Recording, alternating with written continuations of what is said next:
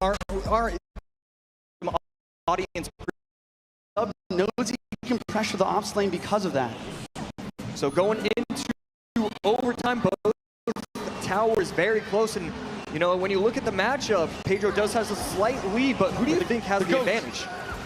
The advantage here, I mean, it's tough. I would say maybe Pedro. He has a little bit more damage, like basically lock damage with the fireball. The Electro Wizard kind of acts as a secondary spell as well.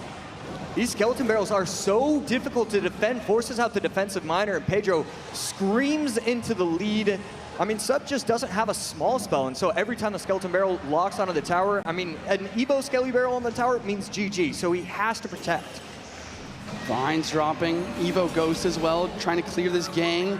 He wants the mortar connection, but the mortars take out each other, and the Evo Ghost is controlled masterfully. Good offensive pressure, didn't overextend. Mother Wish to try and get one of these piggies to go on the map, and Minion Horde over the middle, and a defensive skeleton barrel gonna clean up everything beautiful. That Minion Horde is just gone.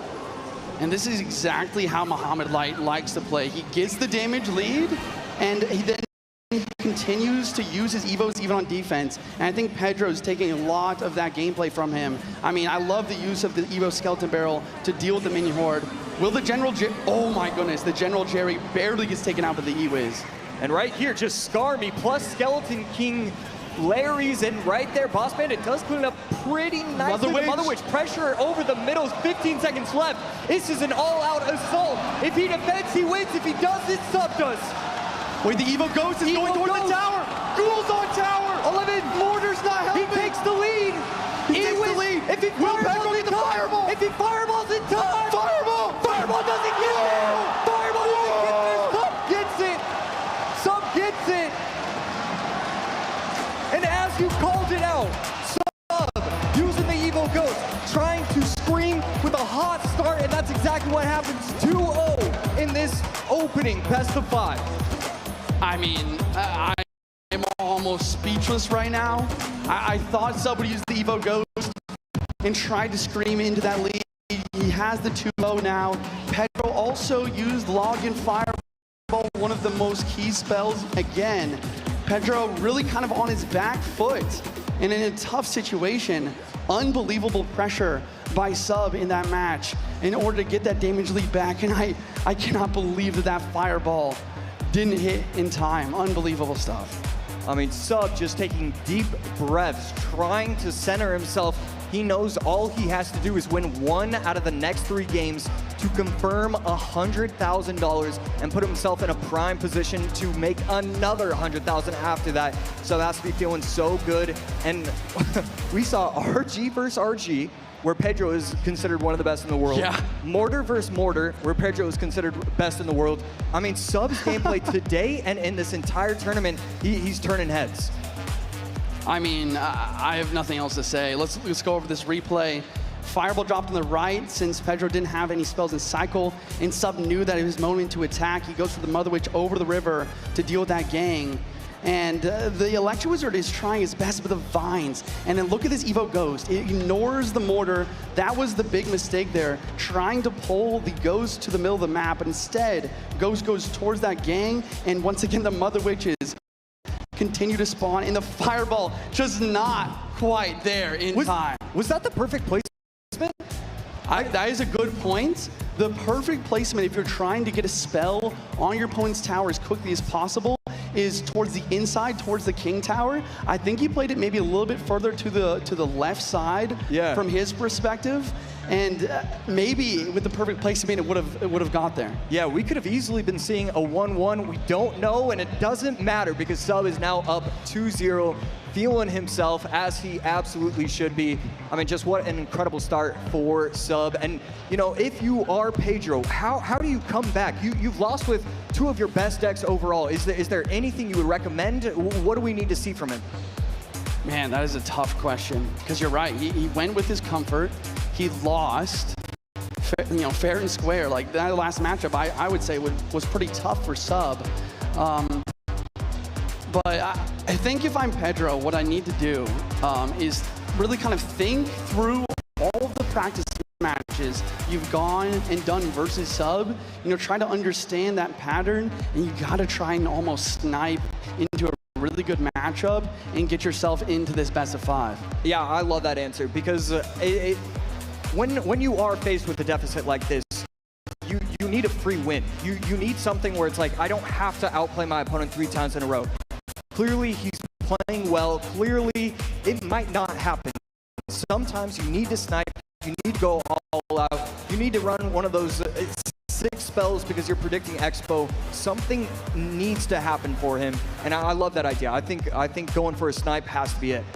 On the other hand, Josh, you know, if you're in Sub's position, what kind of deck are you thinking about running? What kind of strategy are you looking for in order to end this best of 5 as quick as possible to not give a Pedro a chance to get back into it? Yeah, we are going to be seeing that right now. Game 3, an opportunity for Sub to get a full-out 3-game sweep. Yeah, if I am Sub's, well, actually, not if I'm his coach, because his coach can't actually help out right now. But if I'm Sub, I'm probably sticking to something that I've used so far in this weekend. But I don't know if he's used Dark Prince. Dark Prince, not very common. And Ewiz plus Dark Prince, we could be looking at P.E.K.K.A. Yeah, Sub, a great bridge ban player. I like this. I like this idea, just to go to your comfort, play your best game. Pedro, on the other hand, does kind of do what I was expecting, right? He understood what Sub likes to play, and he's brought a really nice matchup, having delivery, the Evil Ice Spirit, and even a tank in the Skeleton King in order to try and really get him into this best of 5. Very clean defense from Pedro. Offensive rage to help out the Bandit. Not going to do anything. And Pedro off to a strong start in this game number 3. On the other hand, Sub has cycled his Evo Battle Ram twice now, so he will have Evo in cycle soon. Pedro preemptively dropping the snowball, understanding the arrows are most likely dropping down. Yeah, it's so crazy how even in a best of 5 when the decks are changing in ways that we've never seen before, these two players can just predict what's going to be happening. He shouldn't have been able to predict that arrows were going to come down, and yet he did it very easily. Bend at the back. Last card from Sub, most likely Evo P.E.K.K.A. Pedro setting up on defense with the Skeleton King. Josh, talk to me here. What are you thinking Pedro's last couple cards could be and how that could influence the rest of this game? Yeah, I really want to hope that it's not going to be Graveyard. I'm not a big fan of Graveyard in this meta. Skeleton King does get activated. Defensive arrows right there to protect the Ewiz. But I do not want to see...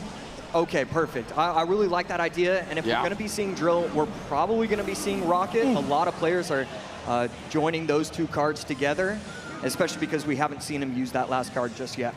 Icewiz trying to slow everything down, Skeleton King tanking, and there's the P.E.K.K.A. from Sub. He wants to get both of his Evos in tandem together in order to break through this lockdown defense from Pedro. And right here, I'm trying to figure out, this might be the first Evo P.E.K.K.A. that we've seen. We've seen a couple P.E.K.K.A. decks, but they tend to try and use it with either the Battle Rams or you know, the Royal Ghosts. It's going to be interesting to see how strong this Evo P.E.K.K.A. and how much value it can get. Evo P.E.K.K.A. is on the board. Skeleton King ability, forcing the defense. Icewiz splashing everything. And Pedro, you can really just tell by his gameplay. His plan is to have a perfect defense this entire match and send one rocket at the very end in order to win. Yeah, he figured out what he needs to do. Dark Prince plus Bandit, opposite lane. We should see another set of arrows come down shortly, maybe plus the Rage. There it is. Wait, Ewiz takes out the Evil Ice Spirit. The P.E.K.K.A. is now needing a lot more attention, and the Evil Battle Ram on the board as well. He doesn't have enough. The minions are going to come down at the bridge. He's going to be able to defend that, but the minions are going to get a ton of value, even with the Ice Spirit jumping. Should be getting 4 swings. There's 2, there's 3, and no 4th. So Pedro going to be defending that as best he could, but that Ewiz taking out that Ice Spirit, that is a game changer. Yeah, that 1 Elixir card can provide so much value defensively, and we do see Pedro coming out with a rocket. He knows that just defending and dropping 1 rocket will no longer be enough, but now he's in Elixir deficit. Will he be able to defend another onslaught from Sub? And right here, Sub gonna go in the right lane with the Dark Prince, plus the Rage, plus the Battle Ram, everything coming down the lane. Battle Ram will get caught up by the Skeletons from the Skeleton King, and a clean defense from Pedro. He was able to get away with a rocket and just an easy defense. Another rocket dropping down, tries to hit the bandit, doesn't get it. And once again, going to be down 6 elixir. Can he make this defense happen on the biggest of stages? The minions forcing the Spirit Goblins to do the right side, allowing the bandit to take out the Goblin Hut. And here we go. Defensive Evo Ice Spirit right lane should be cleaned up real nicely. The bandit on offense, and there are just so many troops. It's hard to pick out what's even happening. And Evil Battle Ram is placed at the bridge. Does he have the snowball and cycle? He does drop it down. 2 Ice Wizards, a raid from Sub to try to break through, but the delivery drops into everything. And with 10 seconds left, Pedro gets one more rocket off. Sub's pressure was not quite enough. 2 seconds, 1 second, and that is towered down. Pedro avoiding the full-on sweep, and that was just a majestic deck. I love the deck choice in game number 3. Just give yourself a chance to have an easy matchup, and that's exactly what he did. He's able to get his confidence back. I played that mostly perfectly. It was really just one mistake. He was able to recover, and he learned pretty quickly on, hey, I have to play my rocket. I have to get a little bit aggressive. Yeah. I really like the awareness of that situation, and a great game number 3 from Pedro. Man, we're doing a pretty good job of predicting kind of the play styles here. I really like that Sub went to comfort, but Pedro, knowing his practice partner well enough, brings a super controlling deck. The Evil Ice Spirit mistake almost cost Pedro, but with the perfect defense, he was able to make it happen. And as we continue on to the deck here, I just want to note that the win condition from Pedro is Goblin Drill, and I think he played on offense 1 time. Sub met it with the Dark Prince, and he was like, you know what? Let me just play this on defense for the rest of the game and get a couple rockets there to finish it out. Yeah. Okay, so I wanna know your thoughts on the Evo P.E.K.K.A. because it feels like it just does not get enough value. It feels like all these players are way too smart. They know exactly how. I mean, you're spending so much on offense to try and help out that Evo P.E.K.K.A., but it's just too easy going against some of these pros. Yeah, I mean, I think you're right. I think that is also something that we're going to see a lot of. You know, seeing some of these cards that don't get as much value because of the best of 5 duels.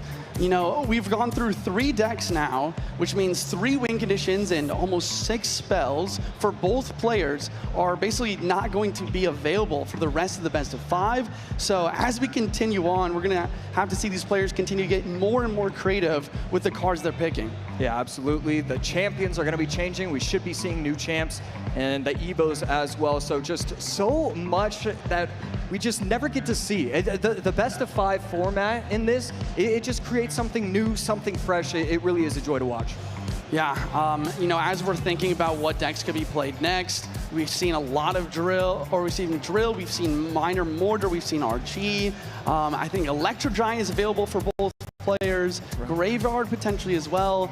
But once again, the spells are one of the most important things here, Josh, because some win conditions cannot be played without certain spells and supplementing their power. Yeah, the E-Giant Lightning is definitely one of those, the spell plus the big guy. You need both of those. You can't do anything else. You can't do Earthquake, you can't do Void. It needs to be Lightning. And I feel like, I could be wrong, but I feel like both of these players have E-Giant and Lightning available to them. Yeah, I think that's correct. Could we be seeing another mirror? That would be crazy to see another mirror matchup. This is why I love casting with you, Josh. We're just sitting here, 2X pros, nerding out on this stage. We just love to see the decksmanship, the gameplay. I'm so excited to see game 4. The question is, I mean, I'm going to put you on the spot. Okay. Do you think that Sub finishes it out here, or do you think Pedro is going to give himself a chance? Who did I even say at the beginning of the day? You said Pedro. I said Pedro. Okay, yeah. Yeah, I think I have to change my mind. I think game 4 Sub gets it done. Right, yeah, it makes sense. You know, his gameplay versus Mo yesterday was insane. On the other hand, you know, Pedro, I did his interview. He said that it means everything to him not only to be the best in the world, but to be the best from Brazil, from his country. And this is the match that decides maybe both of those aspects. Yeah, I mean, so much on the line. Can Pedro set himself up, try and get a best of 5 reverse sweep, game 4 underway. Crowd is excited. Pedro with the skeletons, cycling, trying to figure out, and he goes to one of his bread and butter decks, bringing some miner. No rocket available for him though, so most likely gonna be miner poison. Royal Ghost for Pedro, and as soon as you see the Royal Ghost, the matchup instantly becomes 60-40 for the player with it. So he has to be feeling good that he was able to survive this long and still have it available to him. Evo Wall Breakers plus Evo Royal Ghost, and here it is, Sub getting very aggressive with the Graveyard, and we see him shake his head. This is why I don't like Graveyard in this meta. There's too many small cards, too many easy defenses. And there's a big counter push as well. Miner minions on the right, Ghost on the left, trying to clean everything up. Goblin Hut does drop. Will the Wall Breakers connect with the minions cleaning up this hut? And one of them is able to make it to the tower. It could have been a lot worse. I actually really loved Sub's timing with the Goblin Hut, trying to protect himself from the minions swinging away at the Spear Goblins, and he was able to take it out, but not before Pedro gets his tower down to 23-18. And once again, we are in a situation where Pedro has predicted his practice partner and got himself into a really good matchup. He has poison and minions for Graveyard. He also has really solid pressure with the Wall Breakers Evo and the Ghost Evo. Not to mention, he's just up like 700 damage to start the game. Yeah, so Sub quickly recognizing that the only way he can win, I mean, it has to be just with good Evo Witch gameplay. At this point, you know your opponent has the minions, the poison, the bar barrel, the cannon. I mean, he has every answer available to him, and so you need to be getting Evo Witch value if you're going to somehow come away with a victory. Another thing in this matchup, which is so important, is you need enough elixir to go poison with your Graveyard.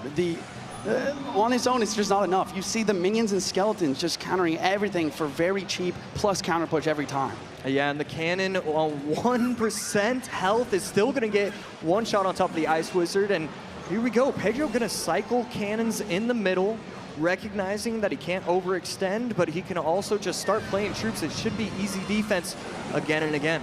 In a perfect bar barrel from Pedro, wow. Damaging the Witch while also pulling the Knight back to get the Graveyard. And on the right-hand side, we see the Evo Breakers. Goblin Knight does defend, Knight does get on tower. Sub is trying to come back and make this upset in this matchup happen. 10 seconds left before we hit OT. And right here, Pedro has a pretty big advantage. We could see a late Goblin hit. No, we're gonna instead elect to go Ice Wiz plus Bar Barrel. A lot of cards, but you can't really use the poison on top of the troops, so it's okay to bunch. It's not great, but it is okay. Evo goes Bar Barrel. Sub knows what's in cycle, decides not to go in for that Graveyard, just baiting out the Evo Ghost instead. Big counter push from Pedro, but the Witch plus Ice Wiz cleans up. But the Miner, Josh, it's always chipping away. Yeah, these Miner placements have been beautiful. Trying to protect the 1% minions and the Wall Breakers, just everything going Pedro's way. These minions are so aggressive, and we see a nice Goblin Hut trying to be able to protect the Knight and take out those bridge minions from Pedro. Miner once again coming in, does get some chip. Ice was not down in time. And if you're Sub now, like, you have to start thinking not only about perfect defense, but you need to attack. So he's going in for the Graveyard, but the Evo Breakers are perfectly timed in order to basically apply pressure. But the Evo Witch Protection, sorry, I gotta stop. Yeah, the Evo Witch Protection is a fantastic. Cannon high, trying to take out the Witch, going to target the Skellies instead though. And that's gonna be a defensive poison for Pedro, and it's gonna clean up everything relatively nicely. But this bridge battle is being won by Sub over and over. Only 6 elixir. Pedro in a world of hurt. We finally see the offensive poison. The poison get played. And again, another defensive ghost. Skellies line up beautifully. All 3 on the inside of the tower. And all of a sudden, Sub is going to storm into the lead. Pedro's trying to come back, but the Knight picks up. Will the Wall Breakers be able to connect? No. Barbarian Barrel in cycle. And with 20 seconds left, we see yet another Graveyard poison from Sub.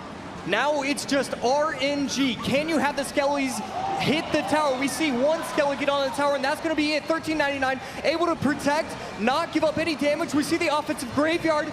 The Miner gets caught. The Miner gets caught again. The poison is chipping. 12-15.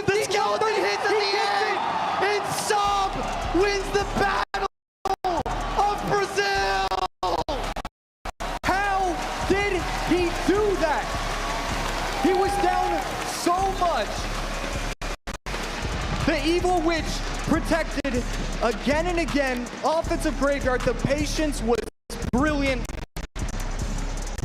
And oh my word, a 3-1 set victory. Let's send it down to the stage because we need to hear. Before we go to the interview, I just have to say, my goodness, you called it, Josh. There's one way that Sub wins this match. It's the Evo Witch protection. He played that Witch on the left-hand lane, continued to protect, and won the bridge battle game after game. Now, I want to hear what Sub has to say. Sub, you've just guaranteed yourself $100,000 and at least #2 in the world. How do you feel right now? Sabe, você acabou de garantir no mínimo $100 mil em segundo lugar no Mundial. Como que você se sente agora? Feliz, me sentindo como se estivesse ganhando $100 mil em um Mundial, realizando um sonho. Mas não é pelo dinheiro, é pela conquista, então é mais pela vitória mesmo. It's not for the money, it's for the achievement. It's the dream of my life, so I'm so glad right now. All right, talk to me about picking 5 different decks here against your best friend, your practice partner, without a coach. What was the thought process there? Me conta pouco do pensamento de como foi você escolher 5 decks contra o seu melhor amigo e sem coach. É difícil, mas a gente acaba trabalhando o ano inteiro com um coach, então a gente começa a ter uma noção boa de como escolher os seus próprios decks. Então, em um MD5 é muito difícil, eu considero, mas eu acho que eu fiz uma boa escolha.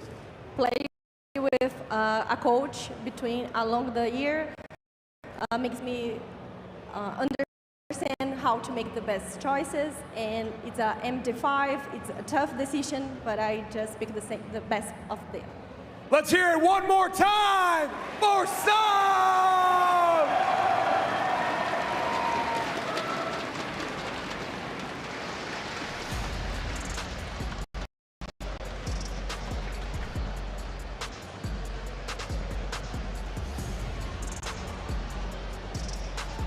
And looking at the stats here for this game, I mean, I honestly really want to break down for you guys this last matchup one more time. Once again, I have to give it for Sub. I mean, he did such a great job of really just overcoming such a tough matchup. Yeah, I mean, it was perfect defense again and again. I mean, predictions on the minors. I mean, look, if Pedro just gets 1 or 2 of these minors to connect, we're seeing Pedro's names, we're seeing his praises, we're saying, oh, it's getting to a game 5. Sub had to play that absolutely perfectly, setting himself up with the Evo Witch, trying to get multiple Witches on the board, trying to get the graveyard down, where it gets weird because usually you want the tank for the graveyard. The graveyard has now evolved. Sometimes you're going the graveyard first to tank for those Evo Witches, and we saw him win those bridge battles that he shouldn't be winning. The graveyard Skellies getting taken out allowed him to take out the Royal Ghost, even when it was in the evolution form. And it was just brilliant. There were so many different things that he was able to see in that match. Yeah, and that's how he broke through in the offense. But once again, I mean, I'm going to have to watch this back later and see how many times Sub was able to catch the miner before it hits the tower with not only the Knight, the Berserker, but also the Barbarian Barrel. Yeah, let's take a look at this bracket. Cal Sub standing alone, knowing that he is going to be waiting the 2 players, Pedro TM and Muhammad Light.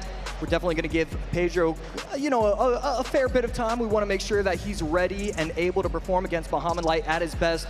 But man, Sub, what a run he has had. He started off the day 1 going 2-0. Day 2, he went, I believe it was 2 set victories. I mean, he hasn't really even played that many games. I want to see more of Sub. Well, actually, we're going to. I can wait a couple, 30, 45 minutes. I'll allow it. Yeah, I mean, okay, so we talk about this match, but for the upcoming one, we have Pedro versus Mo. This is really tough. I talked to a lot of different players about who might win today. We saw the community predictions earlier. I think this is kind of what everyone envisioned, right? Someone is going to be sent down to Mo, and now you have to play against the best in the world when you're coming off a loss. Yeah, it's going to be so difficult to do. Muhammad Light just you know, when you know you're having to wait, and I mean, Muhammad Light just has to be feeling good. It feels like Pedro isn't really feeling himself anymore because a 3-1 against sub, it's got to do something to your mental. I know, and Mo is just ready, and it's just very easy for Mo to take momentum as well, and he's done the lower bracket run before. The other thing to really think about, though, is, you know, Pedro, he has what it takes. He's gotten second in the world finals before. He wants to be the best, and I'm sure coming off a loss from his friend, from his fellow practice partner, you know, he wants to beat Mo, and he wants to have another chance to go against Sub. Yeah, it should be an exciting matchup for sure. That was a great way to start the day. You know, I know we didn't get all 5 games and stuff, but, you know, I'll take 4 great ones, and that's exactly what we saw. Pedro, definitely want to give him a little bit of time, though. Okay, the only thing I'm disappointed about is we haven't seen Void yet. I'm waiting. Okay. I'm waiting for a Void Game 5 of the best of 5 duels. You know, there's so many spells in the game now with the addition of Void, Vines, and all of the reworks as well, but it would be just so cool to see that Game 5 really pop off with some really interesting and creative decks. Yeah, I was going to say that I wanted to see Heal Spirit, but we actually did see that yesterday, so I don't have to wait for that anymore. Few minutes away from our upcoming set, and yeah, we're just trying to set the stage for it in general. Yeah, I mean, it's going to be great. I'm sure we're going to have some highlights for you guys soon. Actually, now, let's go and hop into these last match highlights. And wow, Serial World Finals 2025 has been a blast so far.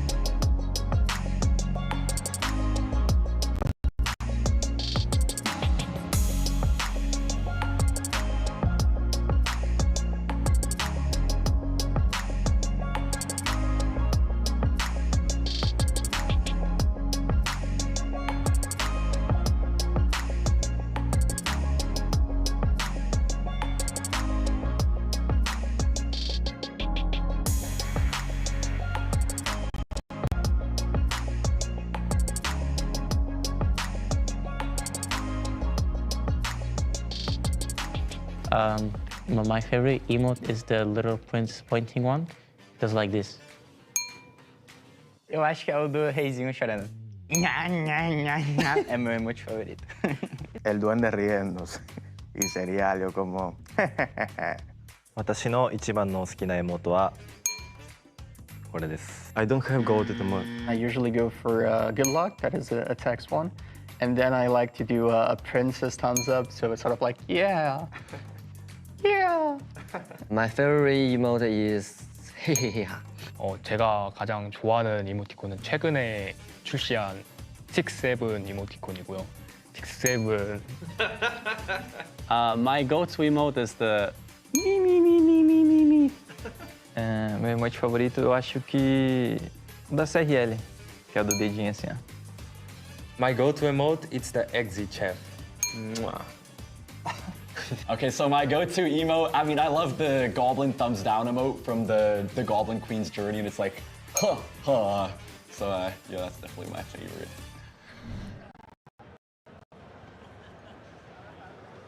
Our next 2 competitors have come so far, and they don't want the journey to end now. First up, he goes out of the frying pan and into the Pharaoh. Welcome back, Pedro!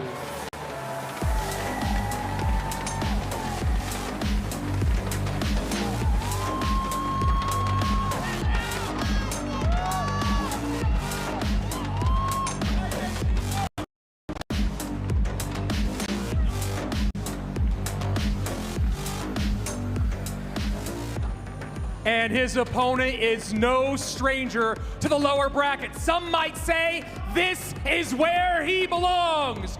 Mohamed Light!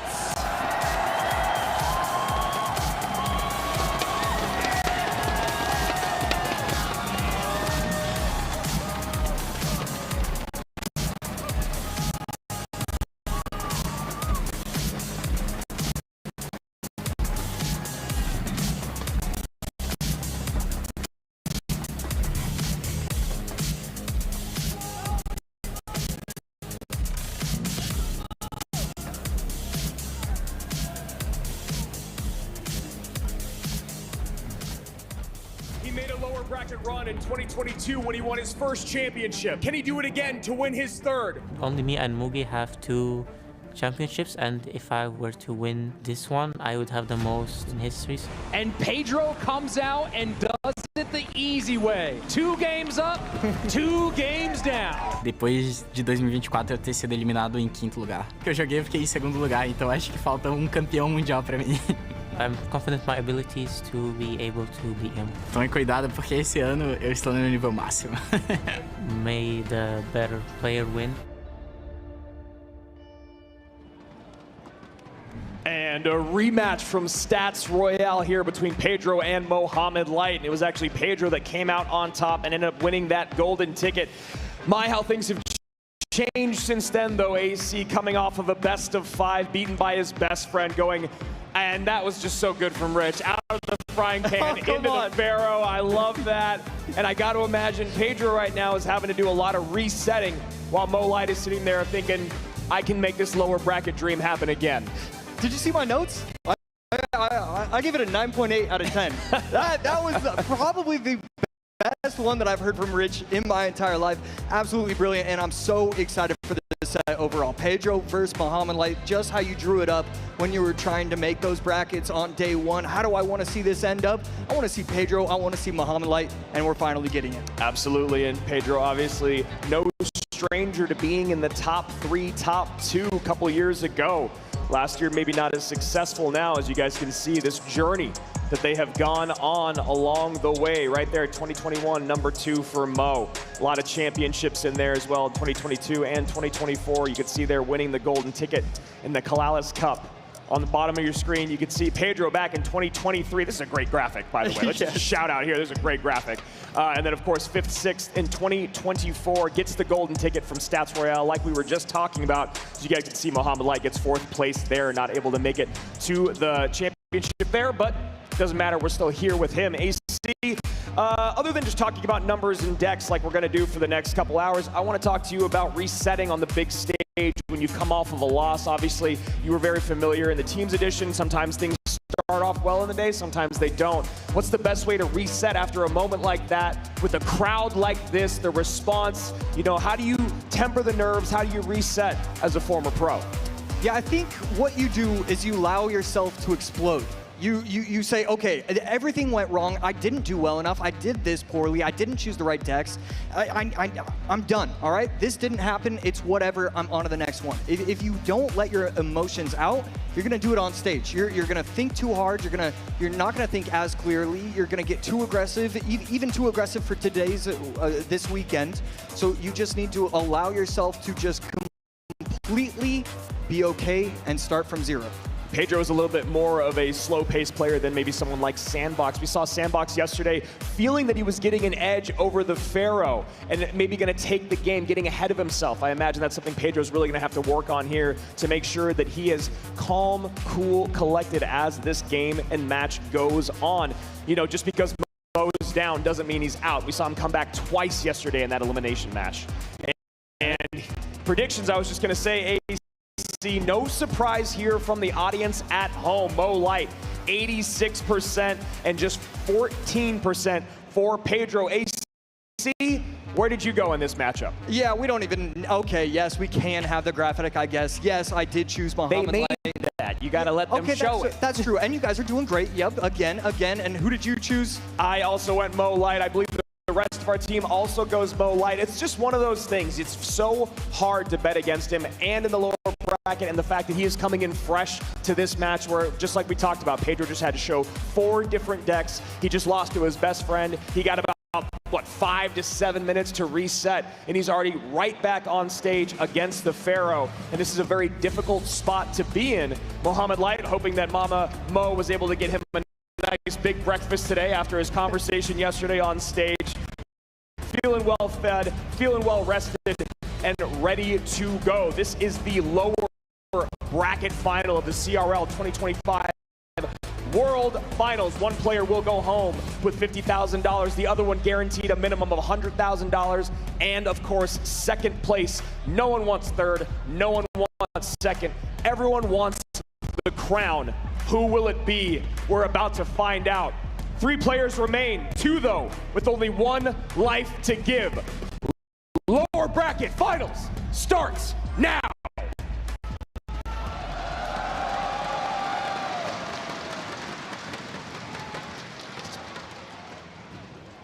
Fire Spirit from Mohamed Light.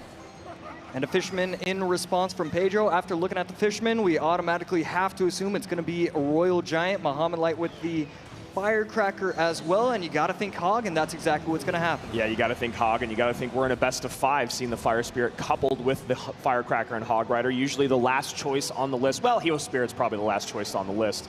Usually goes E-Spirit these days, then Ice Spirit, then Fire, then Heal. So Mo Light already thinking about game 5. Should he potentially have to get there against Pedro? And Pedro could be repeating what he used in game number 1, going in with another RG Monk Wizard deck. Even if it didn't work out in his first set, he clearly thinks that he's onto something with this deck. And, you know, I love the confidence. If you're going to win, you need confidence, and this is how you do it. And now Pedro going to have to think about stopping that Mighty Miner as this game goes on. He's got the guards, he's got the E-Spirit, he's got the Fish Boy. Great ways to get on top of it. And, of course, doesn't have to worry about the reflection from the Monk like he did in game 1 of his previous set, which basically stole it from him. Friendly fire, if you will. Both players waiting to hit 10 Elixir. Pedro again electing to leak. It's really interesting to see how he's playing a lot of these matches, allowing himself to leak when other players wouldn't. Mo Light even leaking a couple Elixir there, then decides to cycle the Earthquake. And a Monk meets a Cannon. As Hog plus Guards goes opposite lane, Fishboy going to try to pull, activate King. Guards up high to pull the Guards and distract, get a King Tower activation, but something needs to get on top of that Firecracker and Guards. We always say King Tower activated, but at what cost? And this is a massive spend. Just so smart, so aware. As soon as the Monk goes down, there's a reason why Pedro was leaking so much Elixir. He knew that he couldn't afford to go in, and he didn't even wait till double. If you're going to wait that long, you have to continue to wait. Right here, though, this counter push can be a little bit deadly. Fisherman going to yank onto the left side. One more. Does it get one more? And it's that last shot. 18-24, 10-33. Usually you don't want to go in the same lane with Hog Rider, but when you've got that much damage done, AC, is there really an option to switch? And Mo decides not to with this Earthquake. Yeah, it's a little bit interesting to cycle the Wizard back there. You knew that your opponent wanted to take the shield off, wanted to cycle the Earthquake. I don't know what I would have preferred, maybe to place it high, but he doesn't do that. And now the Mighty Miner plus Firecracker plus Cannon, that's going to be an easy defense for Mohamed Light. Mighty Miner back in cycle, Cannon down, Fishboy up high, so not able to pull this Hog. Nothing there for the Hog. Mighty Miner stays alive. That should be tower down. That is tower down. Mo Light takes game number 1. And now Pedro is starting to feel the pressure. You can see it on his face. You drop 1 game in the previous set, you feel okay. You lose the set, you start the next one back to back and drop the first game. He's got to be feeling the frustration of not being able to get a win. Yeah, having to go 2 sets in a row. We saw it yesterday with Sandbox. It is so difficult to go back to back. None of these players have been able to figure out a way to reset the mind completely, and you need to figure something out when you're going against Mohamed Light and his coach. That was such a great opening set, and I just loved how he played it. That aggressive Hog, when the Monk was cycled, it's so aware. He knows what his opponent was running and how to get past it. And even right there, it feels like Pedro should always have the Fisherman in cycle, always have the Monk, always have the Guards. but he just doesn't. Muhammad Light knows when you've spent just one half elixir too much, and he just goes in with a hot firecracker. And just tracking that cycle so clean as he moved through that game. You saw there at the very end, knows that the RG is going to come down, coming across the bridge, gets the second cannon down just in time, gets the second mighty miner down just in time, which is of course going to keep the fisherman on the board. You want that fisherman to pull the mighty miner away? Well, guess what? Now it can't pull the hog away. Hog goes down the lane, and a beautiful surgical attack by the Pharaoh himself to take game number 1 here, AC. Yeah, and I loved your call out with the Fire Spirit instead of the E Spirit or the Ice Spirit. It's just so clear that they've practiced so many different variations. Okay, we can actually get away with Fire Spirit in this deck instead of the E Spirit because we have the Bar Barrel, we have the Mighty Miner, we can push things back, so we don't need that reset that you often would usually need in those hog decks. So I just love the decksmanship overall, and you know, Mo has to be feeling great. Didn't even need overtime right there. Yeah, and just beautiful replays there pulled by the booth as well. You talk about the very first kind of uppercut that landed on Pedro. Does get the King Tower activation, almost baiting out that King Tower activation. Goes hyper aggressive. Firecracker comes in late. So much damage on tower. Monk not in range to distract it. Just, what, 2 or 3 firecracker shots.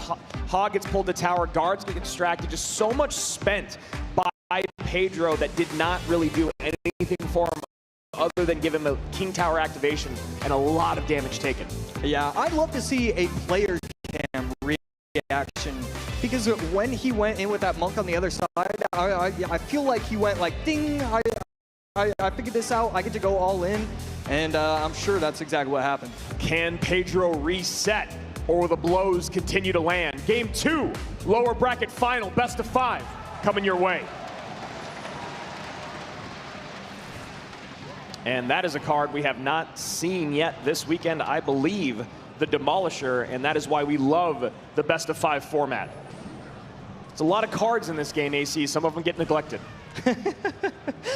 But luckily we have our hero Muhammad Light to fix that problem. Pedro on the other side going to be running what we're used to so far this tournament. Ice Spirit, Skellies, Miner, going to his bread and butter, a Miner cycle deck. You see right there, E-Spirit now used here in game number 2 by Mo Light. And just like a lot of Goblin Demolisher decks, he is going to be running Drill. Ghost, I believe, gets a shot on top of the tower, and the opposing Ghost, and then gets the tower down to 2765. Demolisher not able to explode on the Ghost, so a healthy Ghost going to need to defend. A little Ice Spirit there, and Mo shaking his head.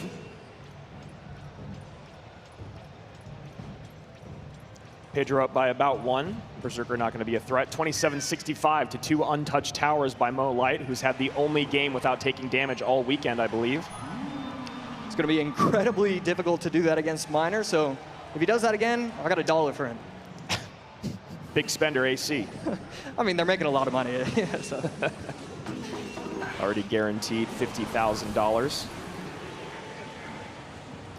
Offensive Poison going to be able to take out the Goblin Hut, and Pedro's offensive push going to force out the Evo Snowball on defense. So always a good push when you can get that Evo Snowball forced out on defense. This feels like a must-win game for Pedro in terms of confidence, in terms of running his comfort deck, being able to have a relatively good matchup.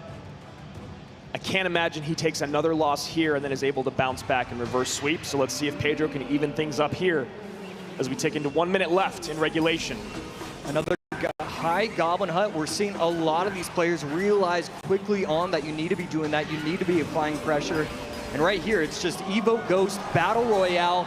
And there, the Goblin Demolisher does make it to the tower, and we're going to see if the Demolisher takes it out in time. And we're seeing why Muhammad Light loves this card. Yes, he hasn't played at this tournament, but he does use it quite often, and he's just so skilled with it. I believe Riley was running a deck with Magic Archer and Goblin Demolisher. He made a video about it a couple months back, talking about how Goblin Demolisher is still very, very strong. No one's really been using it at all this weekend, and definitely putting in some work right now. And right there, one of the Evo Skellies staying alive, but the Demolisher going to explode on top of everything and take out all the troops. Evo Ghost over the middle, and it will not splash on top of the towers until it gets frozen. I believe it splashed on top of the Ghost. Drill goes into the right here, 2071 to 2418. Evo Snowball comes down, late Bar Barrel to clean up. 1897 remains on Pedro's bottom right tower as his miner chips away, shovels away to an even 22-22 top left for Mo. Minute 47 remaining here in overtime. Beautiful ghost right there. You're allowed 1 or 2, and this could be a pretty scary offensive push. Evo Ghost still not coming alive. Snowball on offense and a good defense from Pedro. And Evo Skelly's gonna work down the lane. Can't imagine we'll have another Evo Skelly moment, but we're all here for it. Goes high and in the middle with the miner, hoping the miner can tank for the right-hand side. But on the right side, the ghosts are breaking through. Right there, good E-Spirit. There's one full ghost, one of the ghouls. Snowball on defense, and he's gonna be able to protect his tower. Ghost, and what looked like that could be game over. Instead, Mohamed Light just defends beautifully like always. Completely unfazed on the player cam there was Mohamed Light, AC. I thought we were gonna have a blow open moment, if you will, there in terms of this game, and Mo Light quickly silences that. Evo Snowball back in cycle. And right here, Demolisher going to explode on 2 of the minions, offensive poison, and that was an extra shot. I believe that was a ghost. I believe that was a goblin. Couldn't exactly tell. And that tower is now down to 1193. Mo on the left tower, drill on the right. Pedro trying to make anything happen. Ghost on the right tower of Mo, but Mo is heavily in the lead. 30 seconds left. Needs to figure something out. These E-Spirits are beautiful. Gonna jump across everything, and I mean, I just don't exactly know. There's one minion, but Minion almost gets there.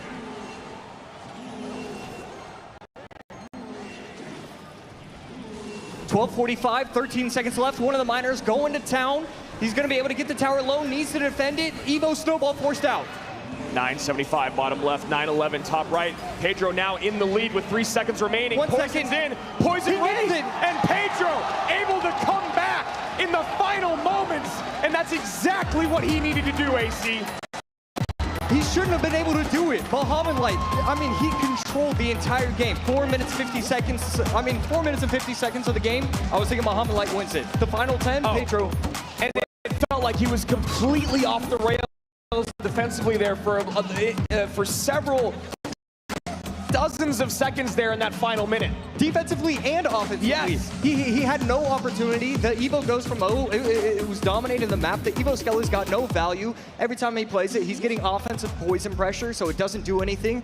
But somehow, some way, Pedro, once triple elixir hit, I mean, that's the thing about these fantastic RG/miner players. They have such a quick understanding of the game. You know, a lot of people are going to struggle once it hits triple elixir because you have to make so many more decisions. These players are so smart that Pedro, he can outplay in the triple elixir against anyone, including Mohamed Light. Mohamed Light burns the Goblin Hut, burns the Evo Royal Ghost, Evo Snowball, Poison. These are all cards that have been used so much this weekend, AC. This was kind of a, I don't want to say, you know, go all in type deck, but this is definitely one where Mo would like to have taken a W. Yeah, just unfortunate. Let's take another quick look at deck number 1. And this is where it all started well for Mohamed Light. We thought he was going to be able to jump to a 2-0 lead after this.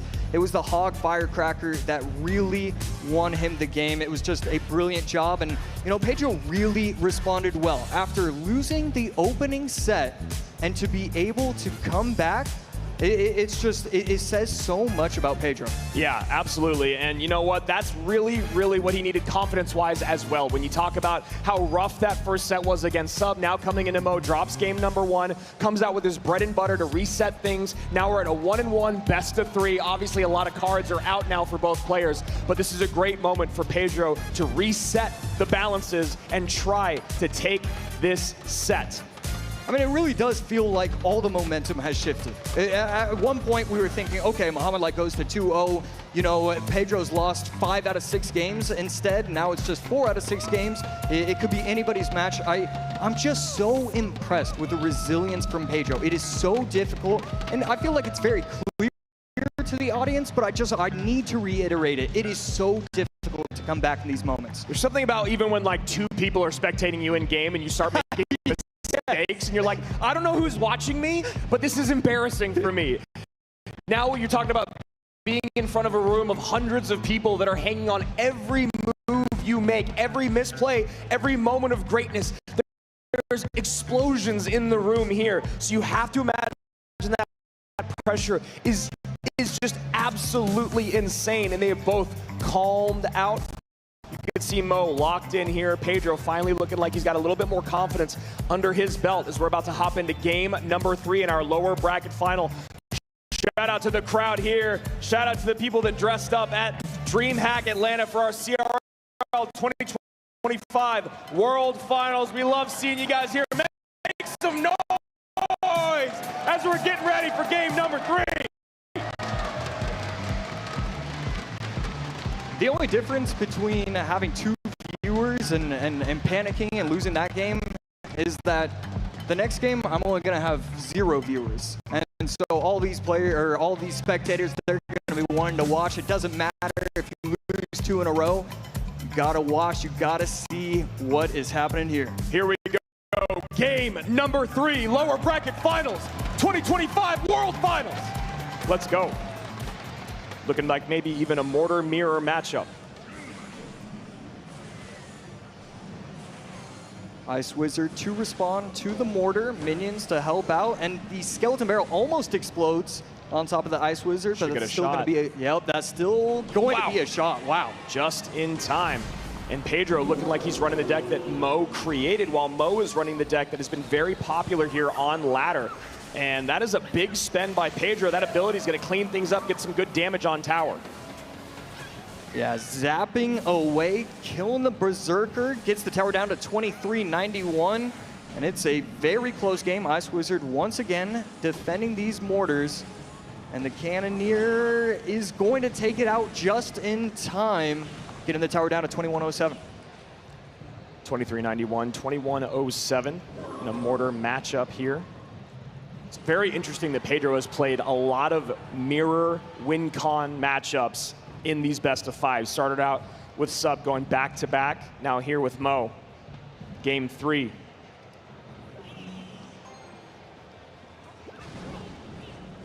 .135 left, and both players just kind of stalling, waiting, and here's the push from Muhammad Light, and forget stalling, forget waiting, he's going all in.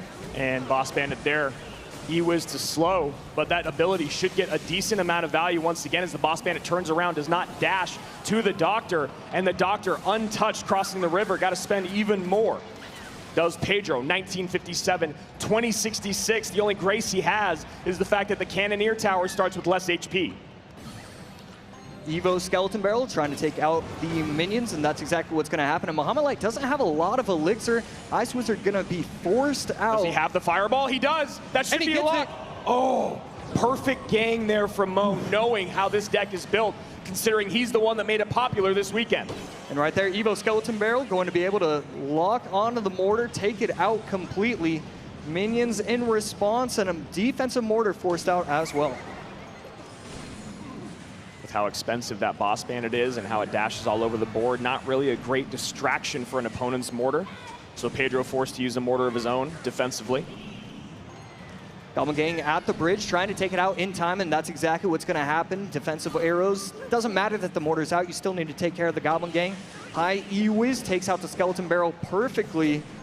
And here is another push from Pedro. This is just push after push, offense against offense. Barrel gets in front of the E-Wiz there, Boss Bandit in. Cannon Cart plus Cannoneer doing a good job cleaning everything up. Dashes to the wrong side. And I don't know if that was an overspend by Pedro. We'll see if he can defend here. Yeah, it felt like he didn't really get all that much value from those activated abilities. Skeleton Barrel popping on the right side, minions plus the Doctor on the left. And he needs something here to clean up this mortar. E-Wiz distracting enough. His mortar will distract. Cannon Cart comes down. Never what you want to see when you're running mortar.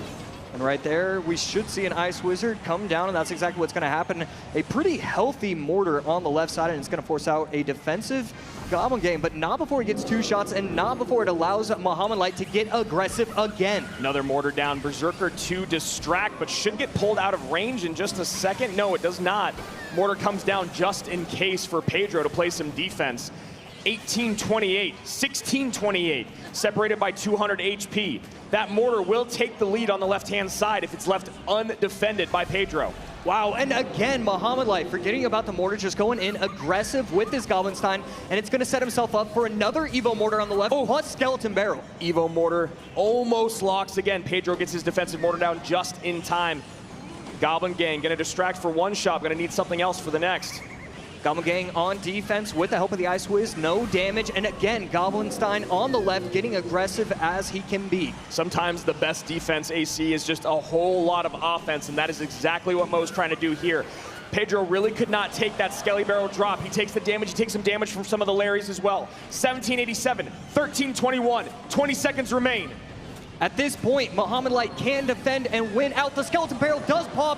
The Ice Whiz does come down too low. 10 seconds Can he left get back to Fireball? Can he get back to Fireball log? Evo barrel's in. Fireball. Log. Arrows come down.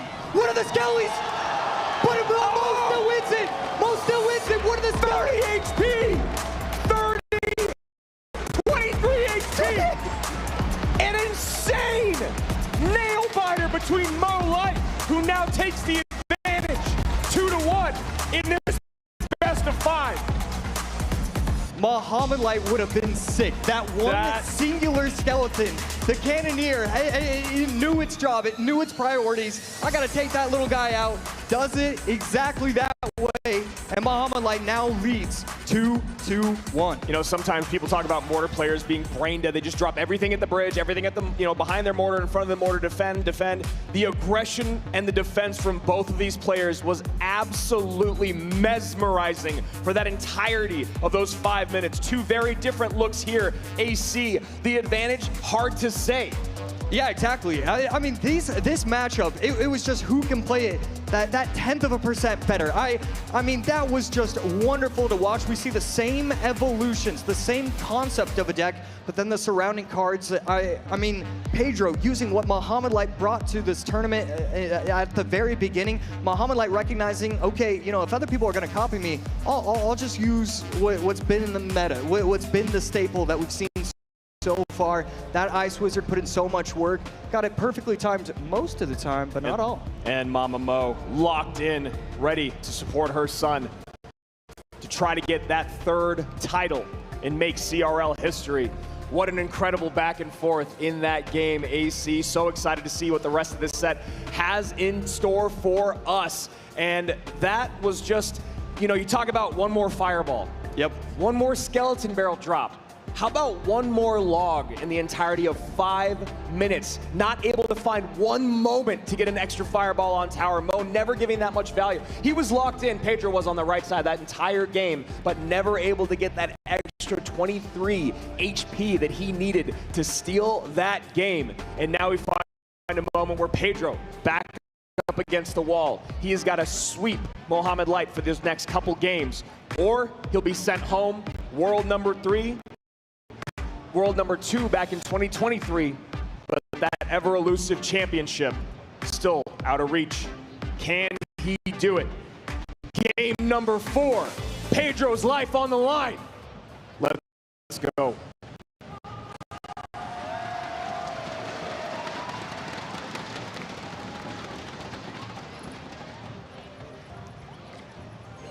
Muhammad Light opting to go quick cycle miner.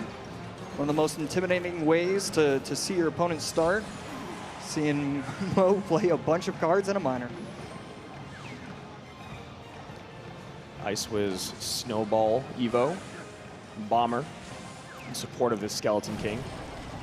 Mo going straight control here. Imagine we're going to see a rocket. There's the log. Can he do what Pedro did to sub in the last set? Yeah, and I could be completely wrong, but I'm thinking Mo has a great matchup. The Dark Prince always going to be able to clean up the drills very nicely. Bats get on top of the tower, and these little small mistakes, these tiny little errors are going to add up quickly. The rockets at the very end of the game, knowing Mo, he can cycle 3 rockets in 20 seconds, so you need to get that damage advantage, and so far, Mo starting off strong. And if Pedro also has the rocket, and it's constantly defended by the delivery or Dark Prince, that rocket is nullified, AC. Obviously, you get the damage on tower, but the idea is to also take out the troops, so you're not making too large of a negative trade. And Mo Light has all the answers. Log plus delivery, and really plus Evo Tesla and Dark Prince. I mean, half the deck is a hard counter. He can go with an early log because he has so many options. The Skellies even can be a hard counter. Skellies plus log, defending very nicely. Pedro just struggling right now. Yeah, Pedro probably trying to do a whole lot of math in his mind to figure out how on earth do I play through this matchup. Mo on the other side has the luxury, as you said, AC, of a phenomenal matchup. So many responses. All he has to do is do what he does best. Play those Teslas, send in the miners, and defend better than anyone else in the world. And right there, overspending with the log. You see him slightly frustrated. He knows that that wasn't the best play.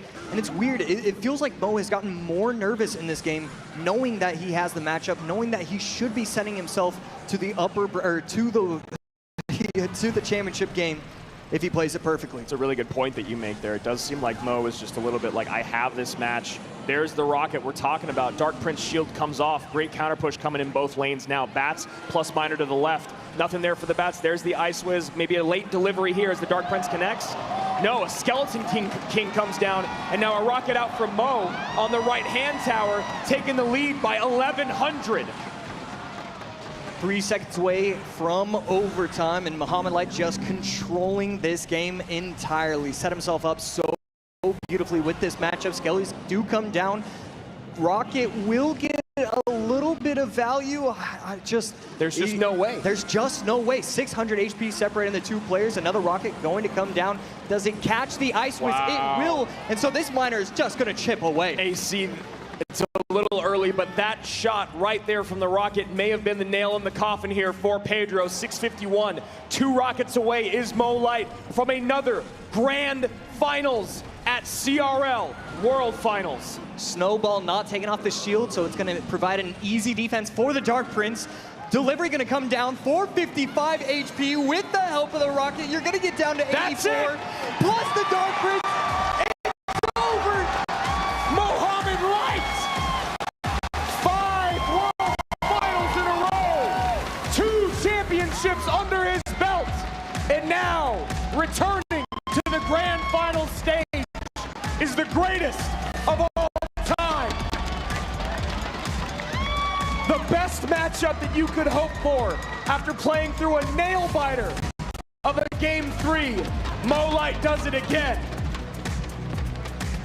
We didn't even tell him that he needed to snipe. That was never the plan. All he has to do is get 50-50s. It just feels rude to get that kind of matchup in game number 4. And you talk about coaching, and I know that Alan's out there screaming, so we're going to shout him out as well. That is what you want the best coaches in the world for. The most important game of your career for Pedro, and you come into the worst matchup of your entire tournament. Great job there by Mo and Ian. AC, I am going to make you do the impossible task of figuring out any way to do any better than Pedro did. Okay, so, you know, gameplay-wise, what I would have done is... All right, I'll stop you right there. There's no way. Yeah, there's no way. I thought what he did was great. I thought he was trying to get in Evo snowballs. He was trying to do everything possible, but there's just too many options. The Skellies plus the Dark Prince plus the log. Those 3 in tandem, you're not ever getting past Mo. We've been talking about that drill. Send in the drill, send in the rockets, send in the Evo snowball. When you have that many responses, it really doesn't matter. So Pedro's run comes to an end. It starts with a first round bye. He goes 2-0 over Lucas X Gamer. Then takes down Adriel 2-1, one of the hardest tasks of the entire tournament. Then gets beaten by his best friend, sent to the lower bracket. Then just like that, sent home by the goated one in Mo Light. And then there were 2. $100,000 to one, $200,000 in the crown to the other.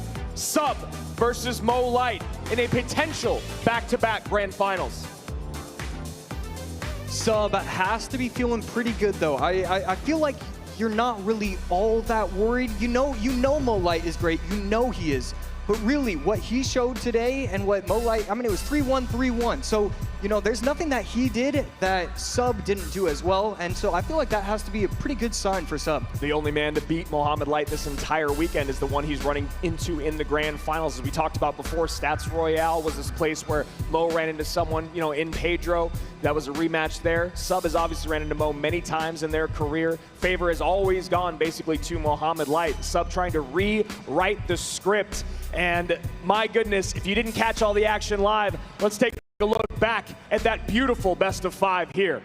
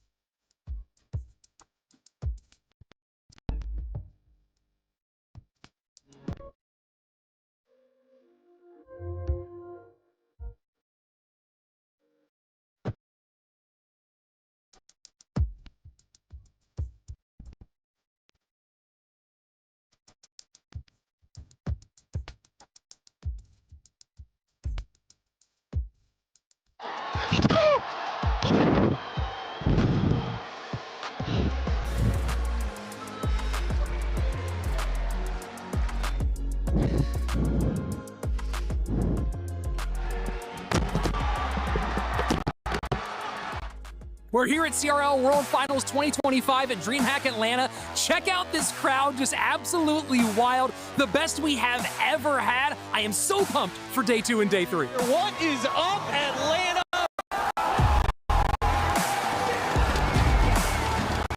CRL Finals Atlanta, DreamHack. Energy of the crowd, the commentating, just awesome to be in the same room as all these other class players. Spirit Goblin. I'm a barbarian. And I'm a wizard. Yeah, I'm the King Tower and she's the Princess Tower. Now it's Halloween, you know, why not dress up? Oh yeah, we both love the game. It's super lovely. It's my first time here in the World Finals. I love it. The crowd, the atmosphere is amazing. It's amazing. No, we're from New York. We're from Missouri. I flew out from LA. I couldn't resist, and I'm glad I did. It's going great. A lot of great competition, a lot of great games. I really like seeing a lot of E-Giants. Game over. Pedro doing what E-Giant does. All these guys playing at the highest level. This is why we had to make the trip. I'm just waiting to see the grand finale, you know? DreamHack is Clash Royale's event, for sure.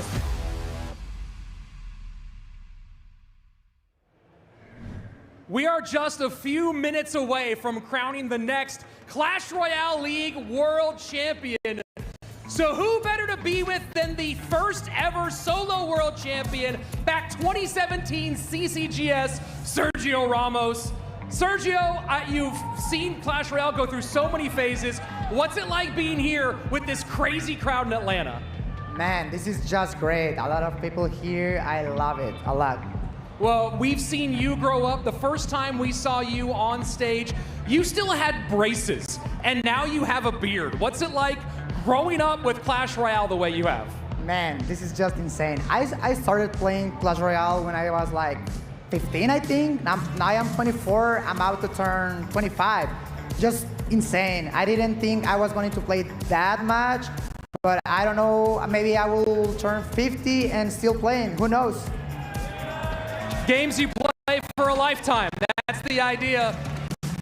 Sergio, speaking of crazy, we are getting very close to another finish, to another championship. And we just saw an absolutely wild best of 5, an absolutely wild one after that. And now we come up to our finale, Sub and Mohamed Light. I gotta put you on the spot. Who do you have for the 2025 World Championship? Man, this is so hard to say. Like, Mo, for me, he's just like the best player ever. He's so talented. He's disciplined. He plays, I don't know, a lot, like 10 hours per day, a lot. But Sub, I don't know, he's just great. But if I have to say if I have to pick, I would say Mo. Well, there you have it. The first ever solo world champion picking Mohamed Light. We'll see in a few minutes who is the 2025 world champ.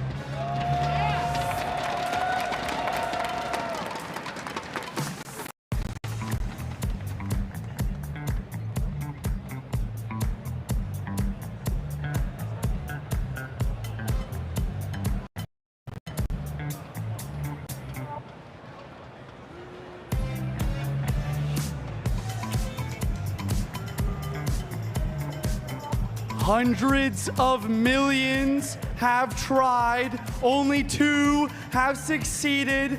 Thousands of hours of training have led up to this moment.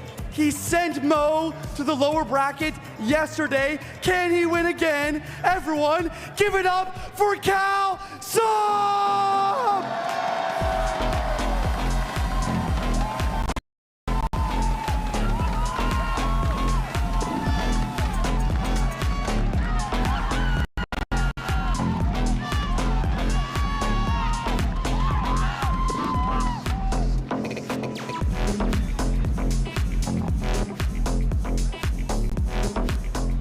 He's a man who needs no introduction. He is going for his 3rd Clash Royale League World Finals title. Round of applause for Mohamed Light!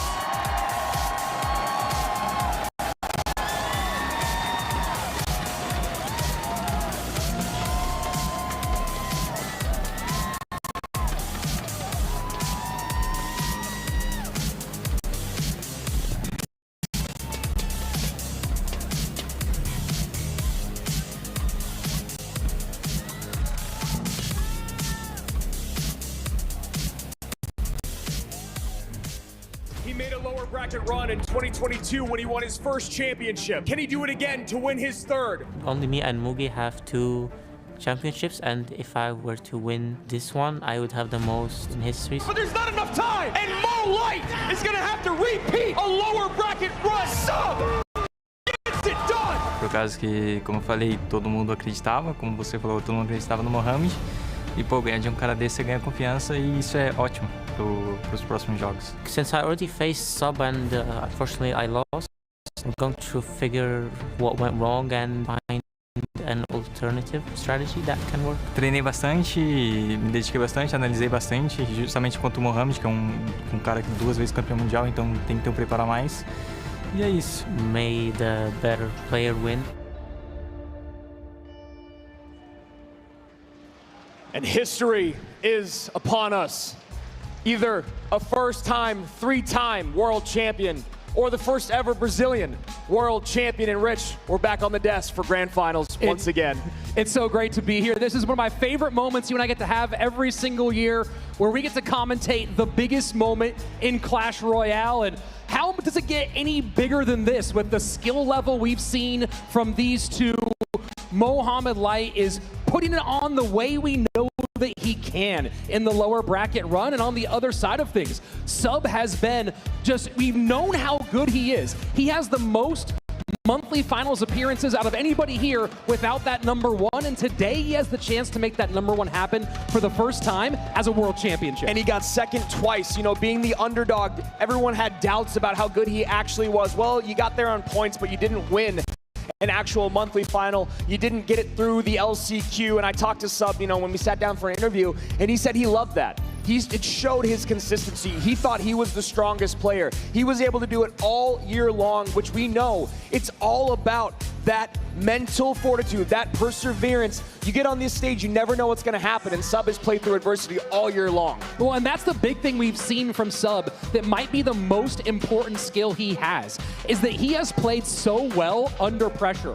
Anyone can make big, great plays playing at home on your couch when there's nothing on the line, but doing it in front of these many people, the level of micro he's had, the decision-making he's had, it has been world-class. 87% of us were wrong yesterday. 100% of the casters were wrong yesterday, and Sub upset the world. Can he do it again? One thing left to do on that to-do list, and that is to beat the greatest in the world in one best of 5, because he does have a life to give. But we all know getting in an upper bracket Grand Finals reset against Mohamed Light is not where anyone wants to be. It just brings so many problems into your head. You go, hey, I had it right there. This cushion, this feeling of maybe it's all going to be okay. The security blanket goes away. Absolutely. And it's just you, your device, and the guy across from you. That gets scary. And honestly, you get that deep into the deck pool, and you have to start innovating what you want to bring out, when you want to bring it out in the second best of 5. And we just saw Alan pick apart those decks from Pedro, especially in that final game. When you look at that matchup, I mean, that's a 90-10, that's a 100-0 matchup, and that is all Sub wants to avoid in this next best of 5. And of course, you mix that deck picking with some of the traps that Mohamed was laying during that game. Yes. And you're just, GG, well played, good luck next year. And that's such a great way to put it, as the traps that Mo laid. Let's see what the audience said about this Grand Finals. Were they swayed by the great plays from Sub? He gained a percent or two. 2% he gained after pulling off one of the greatest runs in CRL World Finals history. He gets 2 more people out of 100. Well, let's go ahead and take a look at what we've been doing here and my prediction. I don't think anyone's surprised. I'm going Mohamed Light. Again, it's hard to pick against him. We've said this a million times. I'm not doing it here at the World Finals. Yeah, I really don't. This is the one where I could go either way, but I also went with Mohamed Light, and I truly believe if we do have a reset, then it's 100% towards Mo Light. We all went Mo Light across the board on the casting desk, but I've been wrong a lot this weekend, and we were all wrong yesterday when they